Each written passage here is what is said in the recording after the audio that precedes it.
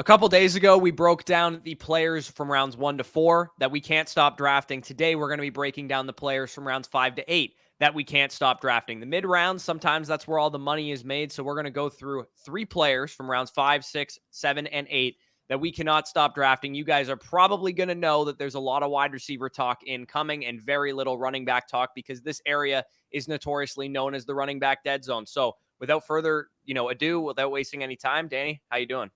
Doing well, doing well. And yeah, while all your Buffoon Leaguemates are drafting the James Connors of the world, the Najee Harrises of the world, all of these dead running backs, we'll tell you about some talented players you should be targeting in this range instead. So with that being said, let's get into the first player.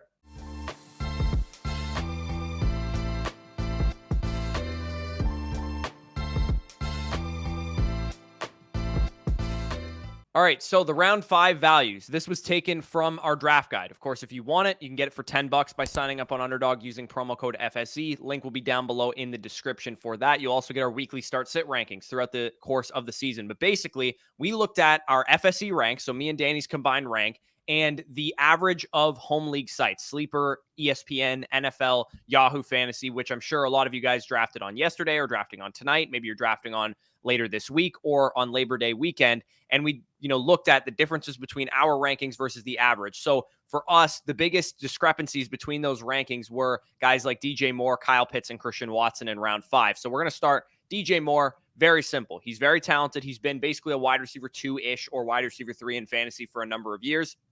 This offense could take a step forward. And of course, the story with DJ Moore most of his career has been the putrid quarterback play that he's seen for the most part. While Justin Fields is not the greatest passer in the world, he at least has the upside to be the best quarterback that DJ Moore has ever played with. He's a very high floor option, sneaky high ceiling. Like I said, if Justin Fields can take a step forward, I think what we're going to do with all these guys too is tell you guys when to draft them, like what team constructions you want to draft them on, because I think in the mid rounds, it's very, similar, right? All these wide receivers kind of blend together. Certain wide receivers are going to match one team. Certain wide receivers are going to match another team. With DJ Moore, I think if you go very early on, running back and quarterback and tight end, let's say you draft 2 running backs in the first 2 rounds, maybe you deviate for a Mark Andrews or a Josh Allen or something like that in round 3. Come round 4, round 5, you're looking for wide receivers that can be consistent. You're looking for wide receivers that can give you PPR scoring value because the rest of your team that you drafted in rounds 1 to 3 is probably going to be the anchor of your team, the thing that carries your team to a win. So for me, DJ Moore fits those type of builds. When you're looking for steady production, like I said, he has a sneaky high ceiling, but he also is a very high floor option here in round 5. Yeah, just to sum it up as a whole, as you'll see with a lot of these round 5 to 8 profiles, you'll have guys that you view as ancillary pieces to your lineup, like a DJ Moore, where you're expecting your running back, your quarterback, maybe you draft an early tight end to carry your team, and you just need a guy like DJ Moore to fill in the pieces. And we'll get into some other guys where we're basically swinging for needle movers, but that's mostly if you have, let's just say you start Stephon Diggs, you start Calvin Ridley in 2 of your first 3 rounds, then you have the luxury of swinging for the fences on your wide receiver 3, where if he develops into another wide receiver 1, then you have like a complete advantage at that position. But I would say you only kind of take those swings once you're clearly set at the position with your first couple of picks. With DJ Moore, like you said, if you vary from the wide receiver heavy start and you maybe have running backs or tight ends or quarterbacks, I do think he can supplement as, a low end wide receiver 2 type with some upside, like you said, if Justin Fields does mature into a proper passer.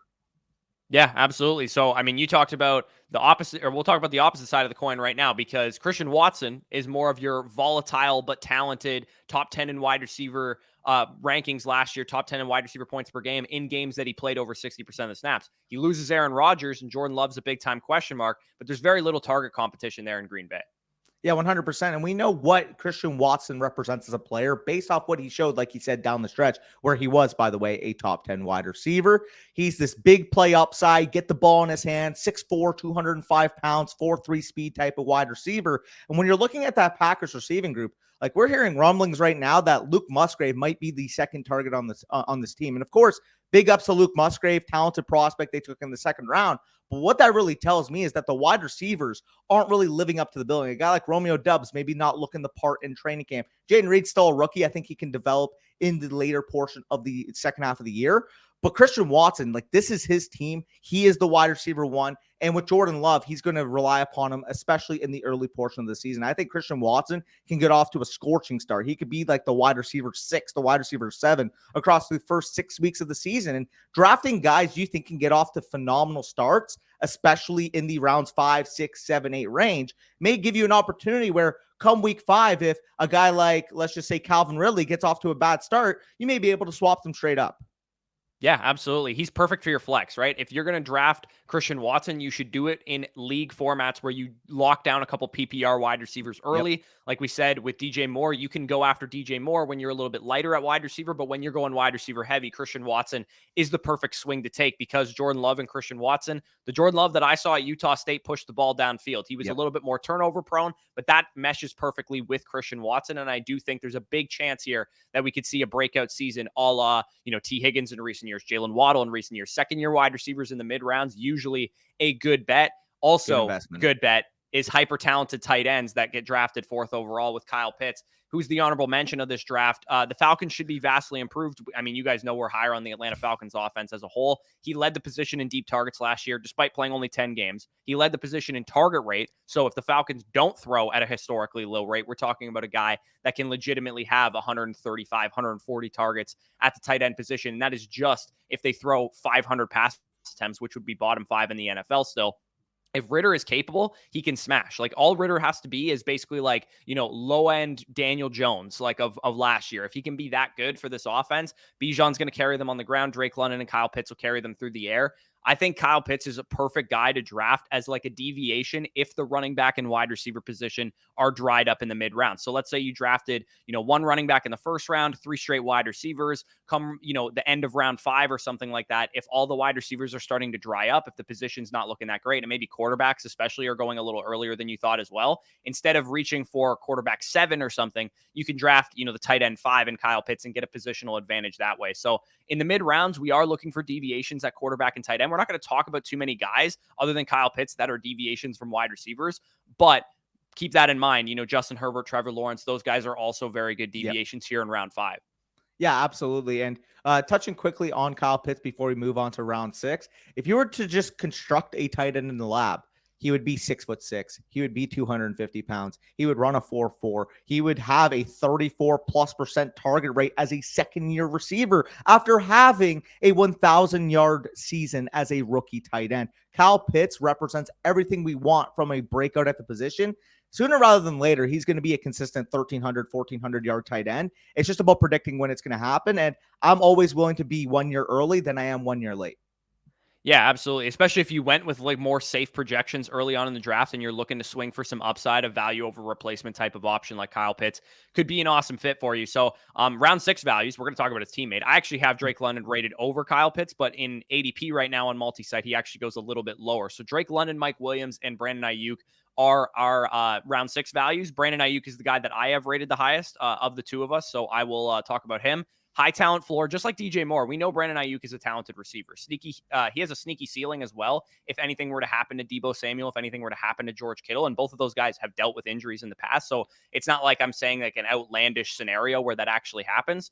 And Aiyuk also is in a contract year, so it's possible that he just balls out. And we've heard nothing but good things from 49ers training camp about him. I know it's crowded in San Francisco, but I want pieces of this offense. I think Brock Purdy's going to do exactly what he did last year. He's a second-year quarterback. He's in a system where Kyle Shanahan basically puts on the headset and calls all the plays and makes all the reads on the field anyway. Draft Brandon Aiyuk if you guys went running back, quarterback, or tight end early, just like DJ Moore. Or the other reason I like drafting Brandon Aiyuk is if you need some exposure to better offenses, because oftentimes, the way the board falls, sometimes you have to draft a player on a bad offense. Maybe Ramondre Stevenson falls to you at the end of the 3rd round. We don't really love the Patriots offense, but he's a good value at that point. Maybe Chris Olave falls to you in the mid-3rd round. Maybe Bijan Robinson falls to you at the end of the 1st round. If you draft a bunch of players, let's say you drafted those 3 players for the first 3 rounds, you're probably going to want to load up on better offenses later on in the draft. And Brandon Aiyuk is in a great offense. And because of the too many mouths to feed narrative, he comes at a major discount. And I promise you're not going to feel bad on Sundays when you get to watch the San Francisco 49ers offense every week. Especially the fact that Brandon Aiyuk is just such a damn good football player. Stamp of approval from Matt Harmon. Matt Harmon, in fact, has basically gone on record and said, if anybody's going to have the Stephon Diggs level development route where when he has the opportunity to be the wide receiver one of his team, he could be this top end elite factor. He said it was Brandon Aiyuk. And Brandon Aiyuk, of course, given his tenure in San Francisco, obviously that little period in the doghouse a couple years ago, we haven't really seen him like truly take that ascension to elite superstar level. But Matt Harmon thinks he has a talent level too. Anytime I watch this guy make plays, he's able to separate like nobody's business. He's able to do so much with the ball in his hands that, man, I just wouldn't be shocked if he just completely alphas Deebo Samuel. Like, I like Deebo Samuel this year. I think he's a very, very good wide receiver, but I think there's a possible scenario where Brandon Aiyuk truly takes that ascension and maybe develops into a 1350-yard wide receiver. Yeah, and I mean, Aiyuk outscored him last year. So it's not like that's not an outrageous statement that you just made, that he just like absolutely alphas him, finishes as like a back end wide receiver 1. Deebo Samuel's more of like a mid, low end wide receiver 2, high end wide receiver 3. That is in the range of outcomes for Brandon Aiyuk. So even though it's not likely, we're not predicting that necessarily. Correct. It definitely is possible that he has a higher ceiling than people realize, because they might look at him and be like, oh, he's the like second or third target for Brock Purdy. But we look at it as like he's the second or third or maybe fourth target if you include Christian McCaffrey for an offense that might score 32 points per game. And speaking of just targeting talented players, my guy, consistent theme to his teammate, like you said, that we just talked about in the last round, is going to be Drake London. And we saw him as a rookie wide receiver command a 30% target share, 21 years old. We don't see that happen unless you're in the rarefied era of superstar level players, and Drake London entered that era. Obviously, we have concerns about the Atlanta overall passing volume, but it's a very concentrated passing attack in Atlanta. We know it's going to be Drake London. We know it's going to be Kyle Pitts, and we know it's going to be Bijan Robinson. I think he's the perfect guy where if you go wide receiver heavy, or maybe you have some PPR guys and maybe some better offenses early in the draft, you can add Drake London as your wide receiver 3, as your first flex, and hope on the second-year breakout case like we make for Christian Watson as well. He's got all the talent to be able to develop into a consistent year-to-year 140, 145-plus target wide receiver. And I do think, like I said with Kyle Pitts, it's going to happen sooner rather than later, so I want to be a year early rather than a year late. Yeah, when you talk about 21-year-old wide receivers commanding 30% target shares, like not even Justin Jefferson and Jamar Chase did that at 21 years old as rookies. Like Odell Beckham Jr. is really the only guy that's done that over the last like 15, 20 years. And we didn't get to see it because the Falcons were just so run heavy. And again, we think they're going to be run heavy again. We're not saying they're going to suddenly start passing the ball like crazy, but even the difference between Ritter last year and Mariota last year was a major difference. Like the pace that they had with Ritter was about a 500 pass attempt offense, which again would still be bottom 5 in the NFL in overall pass attempts. But the pace they had with Marcus Mariota was like barely 400, if not under that. And that's like 1970s bullshit. So Drake London, had he been dropped in the situation that Garrett Wilson or Chris Olave was dropped in last year, we might be talking about this guy as a clear second round pick or a mid second or a late second round pick. His profile says that he should be after his rookie season. But because of the Falcons offense, because of the too many mouths to feed and low passing volume, we're getting a significant discount as like a mid-4th, early 5th round player. He reminds me, honestly, a lot of Jalen Waddle last year, where people had concerns about Jalen Waddle, but betting on young ascending receivers that have like 100, like Waddle had like 145 targets his rookie season. We just knew that talent was there. Highly decorated prospects, top 10 picks. It's just so easy of a projection for Drake London. And a quick note on that, it's so funny because obviously looking back now, like in hindsight, we know, okay, Tua Tagovailoa, obviously a big breakout year. If he's healthy going into this year, should be a clear top 12, top 13 level quarterback. But going into last year, like people forget, there were major question marks about Tua Tagovailoa. People didn't know if the Dolphins maybe would move on after the year, or maybe draft a new quarterback, or maybe be in the Aaron Rodgers sweepstakes. There were significant question marks that I think Tua really shut. And although I think it would be a big projection saying Desmond Ridder could develop into this year's Tua, I do think it's closer to him being maybe 85% of Tannehill than he is like an absolute train wreck that Marcus Mariota was. Yeah, all he has to be is a system quarterback, really. And that's kind of what Tua was last year, but like to a higher degree. So yeah, Desmond Ridder, he's a smart quarterback. He can get the ball to, who he needs to get it to. You guys know we're high on this Falcons offense. We don't need to talk about it anymore.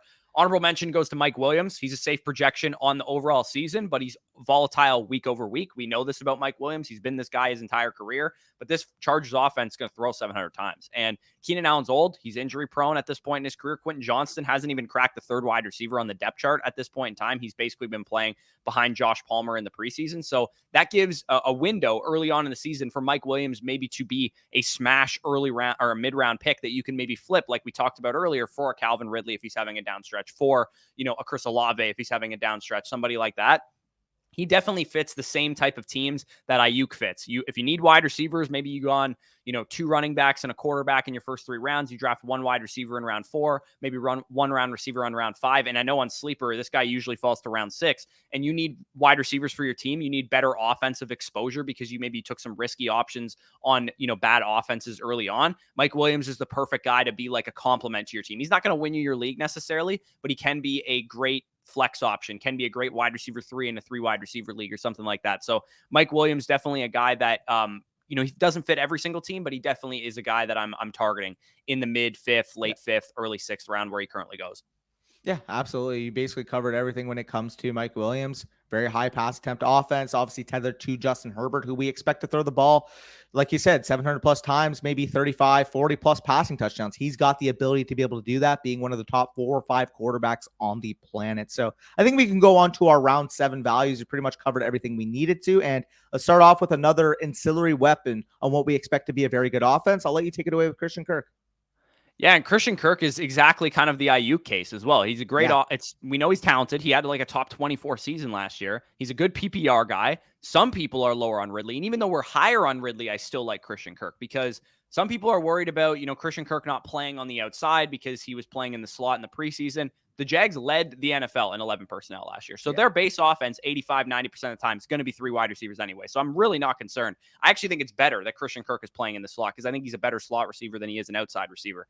The Jags offense, like the Chargers, are a threat to throw 700 times. If Trevor Lawrence takes a massive step forward, Doug Peterson will probably give him the keys to this offense. We know that they're very up-tempo. They run a lot of, fast-paced plays as well. Christian Kirk will not see number 1 corners now with Calvin Ridley there. I think he's a perfect flex option. I think you draft Christian Kirk to teams where you need a clean projection. Maybe you took a bunch of risk early on. You just want, opportunity in a good offense. The ceiling is limited, right? Unless Calvin Ridley is a huge bust or gets injured or something like that. Christian Kirk's probably not going to be any better than like a mid to low end wide receiver 2 at his best case scenario, 15 point per game type of guy. But he's a great complement to your team in round 7 when he's your wide receiver 3 or he's your second flex or something like that. And you have a bunch of running backs and wide receivers already to give you that ceiling factor.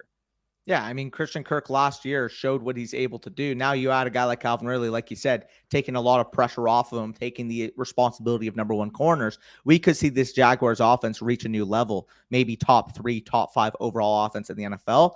I think it's a very similar case to the Chargers where you have weapons galore, where you have a really good quarterback and you got a really good play caller now with Kellen Moore, obviously, in Los Angeles. And obviously, of course, with Doug Peterson there in Jacksonville. My guy in this round is actually going to be Deontay Johnson. And we kind of know what he represents, high target share PPR guy, a little bit risky because of the offense. But I do think he's the perfect flex option. You could pretty much stamp it in stone right now that he's going to command 140, 145, maybe 150 plus targets yet again. And I do think he's got sneaky upside. If Kenny Pickett does take the step this year, does take a leap this year, has been objectively better in the preseason thus far, comparatively to where we saw he was at in his rookie year. So if he does take the step, I do think that Deontay Johnson can get back to the wide receiver 1 level that he showed with an injured Ben Roethlisberger. People forget that in that season where Deontay Johnson was a legitimate wide receiver 1 on only 7 touchdowns, by the way, Ben Roethlisberger was a shell of himself. He had elbow surgery in the offseason. His arm was an absolute freaking peanut at that point. Like, he could not stretch the field worth his life. And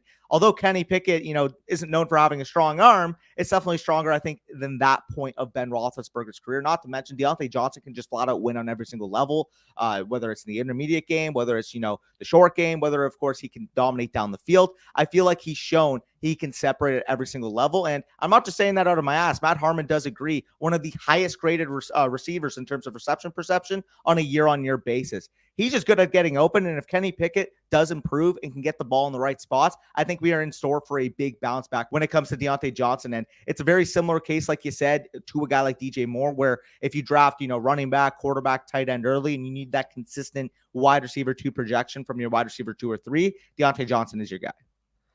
How many touchdowns do you think the Steelers quarterbacks threw last year between Kenny Pickett and Mitch Trubisky? Do you have a guess? 9 or 10, because I know Pickett threw 7.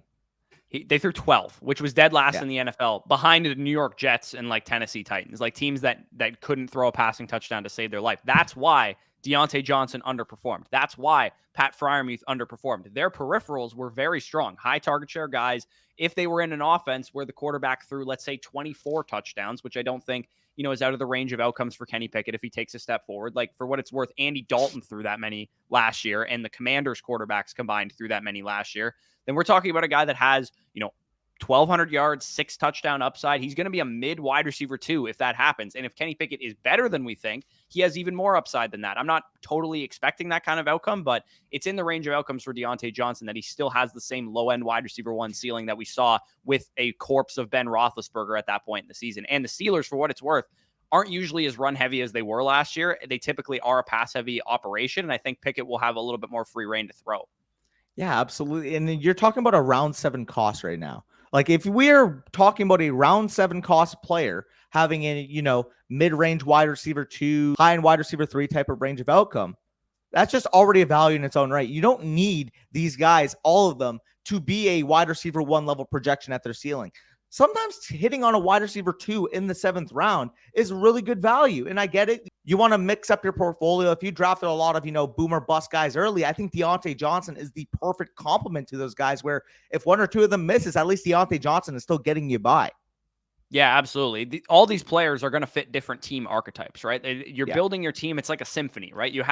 If you draft a lot of risk early, then maybe you want to go with a Deontay Johnson or a Christian Kirk. If you draft a lot of, high floor but high ceiling guys like Amon-Ra St. Brown and those type of guys early on, maybe you want to go with a Drake London or a Christian Watson to mix in some upside for your team. The honorable mention of round 7, and then we'll speed through round 8 here. We don't want to keep you guys too long, is Michael Pittman Jr. I think he's a volatile projection. I wouldn't normally say that Michael Pittman Jr. is a ceiling play, but I think he's actually a ceiling play this year. Because of Anthony Richardson, we have no idea what to expect from this offense. Maybe they trade Jonathan Taylor. Maybe they go more pass heavy. We don't exactly know. I think Michael Pittman's a good upside swing given what we've seen from him. Last year, he led the all wide receivers in route participation. He's the clear number 1 there. He's going to have a 27% target share of the Colts offense. I think he's perfect in shallow leagues. Like, let's say you guys play in a 2 running back, 2 wide receiver, 1 flex league, and come round 7, come round 8, maybe you've already drafted 2 running backs, 2 wide receivers in a flex. Michael Pittman's the perfect guy to go after as like your wide receiver 3, your wide receiver 4 on your bench. But I think you should go elsewhere if maybe you drafted a lot of running backs, quarterbacks, and tight ends early, and you need like a wide receiver 2 or a wide receiver 3 in like a 3 wide receiver or 1 flex type of format. So Pittman's very, interesting as a guy that I think he can be a pretty decent projection, but he is a little bit risky just given what we've seen from Anthony Richardson at Florida. Yeah, no, I agree with your statement there, but we can move on to round 8, and we kind of outline, the profile types where you got the safer guys, you got the boom bust guys, the ceiling guys, and this round is just absolutely littered with ceiling guys, most notably because they're all 23 and under.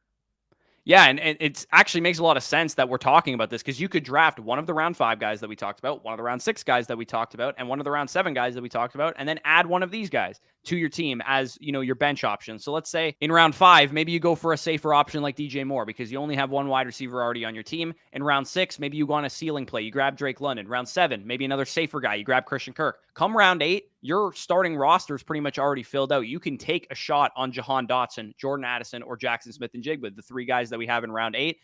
With Jahan Dotson, he's hyper talented. He was an efficient rookie. Terry McLaurin's now banged up too, so I think his floor is a little bit higher than it would have been had Terry McLaurin been healthy entering the season. Sam Howell's been pretty impressive in the preseason, and this offense may be concentrated. I was very high on Sam Howell coming out. I think he can be a middle of the NFL caliber quarterback and actually propel Jahan Dotson and Terry McLaurin both to top 24 type of seasons. I think he's the perfect upside swing for your bench, especially if you guys are in shallow leagues or if he's your wide receiver 4, wide receiver 5. In home league ADPs, like you're talking about a guy that's almost going outside the top 100 picks. So you don't have to start this guy. You don't have to put him into your lineup week 1. If you are behind the 8 ball at wide receiver, I probably wouldn't draft Jahan Dotson. Or if you have a lot of investment into bad offenses, I probably wouldn't draft Jahan Dotson. But if he's your wide receiver 5 and you already have 4 guys locked down in your starting 2 wide receiver spots and your flex, then Jahan Dotson's the perfect guy to grab as an upside swing. Eric Bieniemy coming in, Sam Howell potentially taking a step up, and of course a wide receiver that showed as a rookie that he can score from anywhere on the field. The intermediate game, obviously the deep game, and of course what we saw from him in red zone situations last year. Jahan Dotson, I just want to bet on good, talented players that have the opportunity to be a top 2 target on their offense, and that's exactly what Jahan Dotson represents, especially at 8th round opportunity cost. Like, this guy should be a 5th or 6th round pick. So the fact that we're getting him literally 2 rounds cheaper, you guys can see the difference in our rankings versus where averages of Sleeper, ESPN, NFL, and Yahoo have him. 38.5 spot difference. Like, you're looking at a legitimate 3-round difference between where we value him versus where your ADPs on your home league sites will value him. It's funny too, because I mean, if you watched our listener league draft, Jahan Dotson was not going in round 8. He went in like round 5 or 6 because that's where we think he should be going. And for what it's worth too, if you guys are like, how are you only talking about wide receivers in this area of the draft? Wide receivers in the running back dead zone hit at a 50% rate. So we're talking about, yeah, like a lot of these guys are going to be hits. A lot of the running backs are going to miss. Of course, we already kind of touched on the quarterbacks and tight ends in this area are also good deviations as well. So yeah, in this area of the draft, you want to be drafting a lot of wide receivers, and that might sway you early on in your draft to take a running back over a wide receiver or take, a different position over a wide receiver, knowing that you can get guys later on, especially in these home league site ADPs where you can get guys like Jahan Dotson this late on, or you can get, other players early in the mid rounds because all of your league mates are probably going to draft running backs early. So, Danny, I'll let you get into Jordan Addison, and we'll try and wrap this one up quick. Yeah, so our last two players, of course, are going to be the top 2 wide receivers in our rankings entering the 2023 drafts. And kicking it off with Jordan Addison, highly touted first-rounder, 19-year-old sophomore Bolitnikov season. The last first-round wide receiver to do that was Jamar Chase. Now he's opposite the best wide receiver in football in Justin Jefferson. We already mentioned how much of a factor that is earlier on in the video, where that can take away a lot of attention from defenses. But people might think, well, doesn't that limit his ceiling? Obviously, Justin Jefferson's there. He's going to command, 180, 185 plus targets. How does that affect Jordan Addison then, because he can only be the wide receiver 2? Adam Thielen last year was top 5 in routes, and the Vikings should be among the leaders in the entire NFL in terms of overall team pass attempts with Kevin O'Connell calling the shots. He's going to be able to beat up on some bad corners, soak up some targets, while Jefferson, of course, is the focus of every single defense they play, validly so, of course. You just have to draft them to have access to another good offenses, another one of the better offenses in the entire NFL, in the entirety of the fantasy football landscape. And I do think that this is the ultimate upside swing that you guys can add to your benches. Maybe he's your first wide receiver off the bench. Maybe he's, your second or third flex if you're in a deeper league. I think relying upon Jordan Addison not only to have a safe role, projectable role in week 1 to week 3, but potentially being a Devontae Smith level ascension for the later half of the season is built into the range of outcomes. So getting him here, 8th round, again, another guy that we would be personally fine taking in the round 5, round 6 type of area, auto smash pick.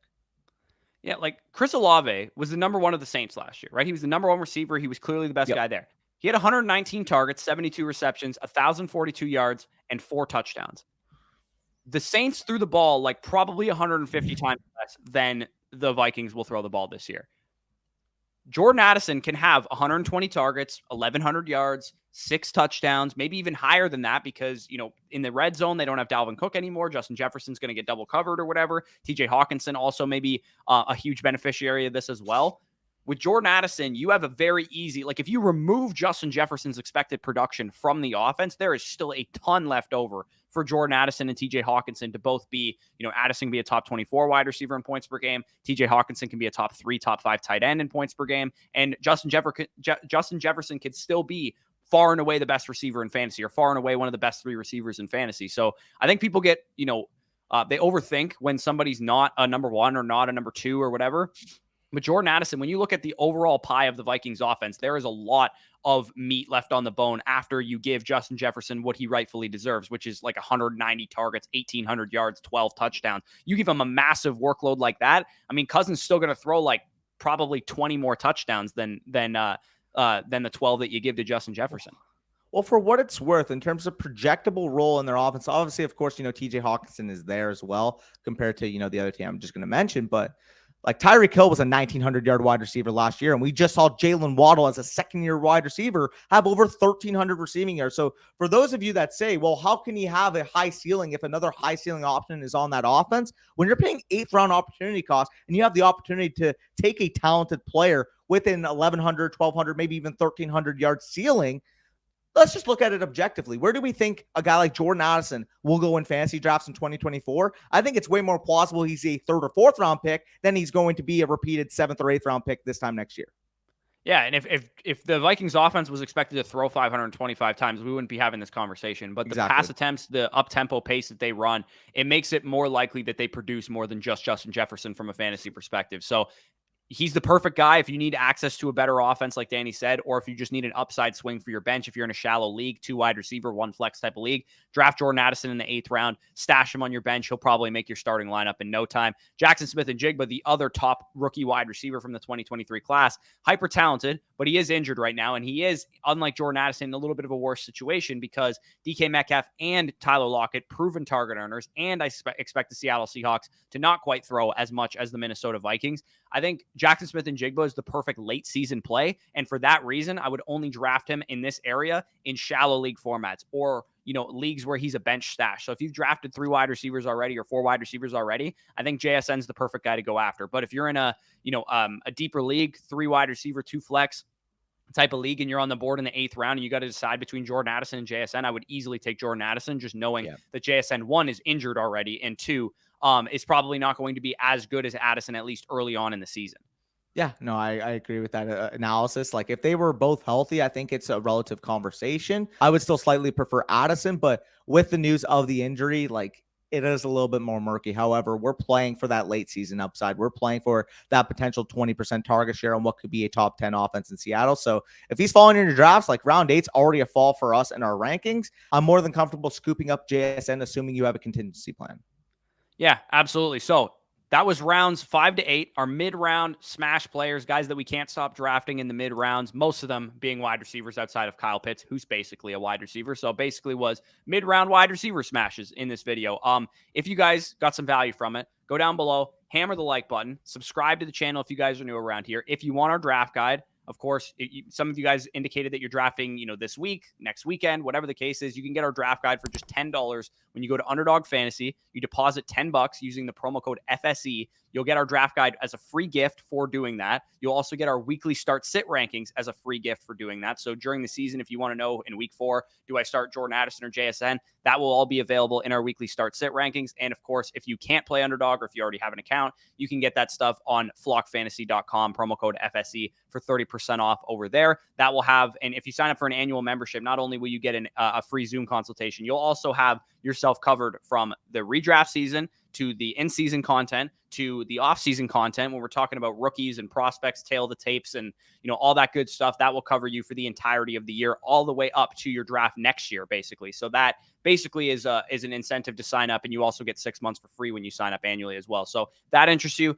check that down below in the link in the pinned comment. But with that being said, peace out, and we'll talk to you soon.